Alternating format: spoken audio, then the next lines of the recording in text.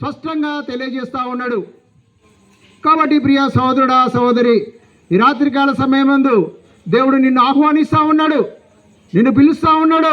నా యొద్దకు రండి, ప్రయాసపడి భారం మోసుకున్న సమస్తమైన జనులారని చెప్తా ఉన్నాడు, సమస్త జనులకు చెప్తా ఉన్నాడు. ఇక్కడ నిలుచున్న నేను ఒక దినాన నేను కూడా ఈ రీతిగానే సువార్త మాటలు వింటూ వచ్చినాను, విని రక్షింపబడుతూ వచ్చినాను, దేవుణ్ణి తెలుసుకుంటూ వచ్చినాను, నిజమైన దేవుణ్ణి తెలుసుకుంటూ వచ్చినాను.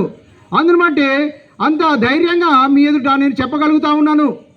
దేవుడు నా జీవితంలో ఎంతో మార్పు తీసుకొచ్చిన వాడుగా ఉంటా ఉన్నాడు. నా కుటుంబాన్ని మారుస్తూ వచ్చినాడు, మా యొక్క జీవితాలను మారుస్తూ వచ్చినాడు, మా పాపముల నుండి దేవుడు మమ్మల్ని విడిపిస్తూ వచ్చినాడు.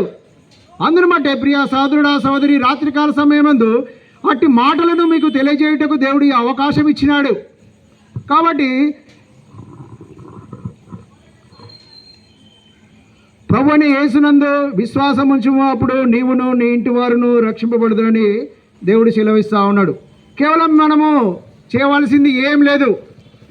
ఏమని చెప్తా ఉన్నాడు దేవుడు? ప్రభువుని యేసునందు విశ్వాసం ఉంచమంటా ఉన్నాడు. దేవుడు నిన్ను ఏది కోరడం లేదు, నీ ఆస్తి కోరడం లేదు, నీ అంతస్తు కోరడం లేదు, నీ డబ్బు కోరడం లేదు, ఏది అడగడం లేదు. దేవుడు ఈ రాత్రికాల సమయం కేవలం ఏమంటా ఉన్నాడంటే విశ్వాసం ఉంచమంటా ఉన్నాడు. ప్రభు అయిన యేసుక్రీస్తును అని నమ్మి నువ్వు విశ్వాసం ఉంచినట్టయితే నీవును నీ ఇంటి వారును రక్షింపబడతారని సెలవిస్తూ ఉన్నది పరిశుద్ధ గ్రంథము. కాబట్టి ప్రియ సహోదరుడా సహోదరి, రాత్రికాల సమయంలో ఇక్కడనే మన కార్మాస్ కాలనీలో మార్కన్న పద్మ అక్క వాళ్ళ గృహంలో సువార్త కూడిక జరుగుతూ ఉన్నది.